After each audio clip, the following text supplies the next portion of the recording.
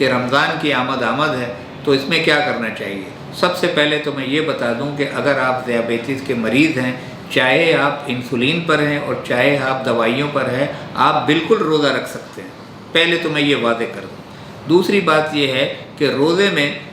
ہم سب جانتے ہیں کہ روزے کے دوران کیونکہ ہم نے کچھ بھی نہیں کھانا ہے تو اس میں اپنے معالج سے بہت پہلے سے رابطہ کر لیجئے۔ اس میں دواؤں کی مقدار کم کر دی جاتی ہے، اور اس کا خیال رہے ایک عام اندازے کے مطابق جب جو صبح میں ہم دوا کی مقدار لیتے ہیں وہ ہمیں افطار کے وقت لینی ہے، اور جو ہم شام میں کم مقدار لیتے ہیں وہ سحری کے وقت لینی ہے۔ اس پہ بہترین فیصلہ آپ کا معالج کرے گا کہ آپ کو کون سی دوا اور انسولین کے کتنے یونٹ اور اس کی کتنی خوراک آپ کو صبح میں لینی ہے اور کتنی شام کو لینی ہے۔ میں دوبارہ واضح کر دوں کہ ایک ذیابیطس کا مریض اگر روزہ رکھتا ہے تو اس روزے سے اس کی ذیابیطس پر بہت اچھا اثر پڑتا ہے اور وہ بہتر ہو جاتی ہے۔ ایک بات یاد رکھیے گا کہ اگر آپ روزے سے ہیں اور اگر آپ خون ٹیسٹ کرتے ہیں، اپنے خون کی جانچ کرتے ہیں شکر کے لیے، تو اس سے روزے پہ کوئی فرق نہیں پڑتا۔ اگر آپ انسولین کا ٹیکہ لگاتے ہیں، تمام جتنے بھی مفتی حضرات ہیں وہ یہ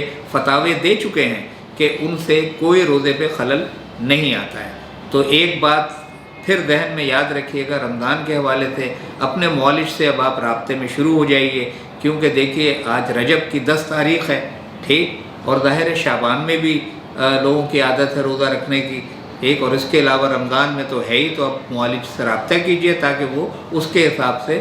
آپ کا جو علاج ہے وہ اس کو مختصر کر سکے، ٹھیک۔ آخر میں صرف یہی کہوں گا کہ اگر آپ جو کھانے کی مقدار ہے اس میں کم کر دیں، اور وہ تمام کھانے جو فیکٹریوں میں بنتے ہیں، جو پروسیس ہوتے ہیں، ان کو کم کر دیں۔ جن میں شکر شامل ہے ان کو اپنی زندگی کا حصہ نہ بنائیں، تو آپ کو شوگر کی بیماری نہیں لاحق ہوگی، اور اگر لاحق ہو گئی ہے تو بہتر ہو جائے گی اور ادویات کا استعمال کم ہو جائے گا۔ جن تمام اصحاب کو شوگر کا مرض ہے وہ روزہ انشاءاللہ ضرور رکھیں گے، اور میں تو کہوں گا کہ سب رکھیں، وہ اپنے معالج سے رابطے میں کریں تاکہ وہ ان کی مقدار دواؤں کی کم کی جا سکے، تاکہ وہ آسانی سے روزہ رکھ سکیں۔ بہت بہت شکریہ۔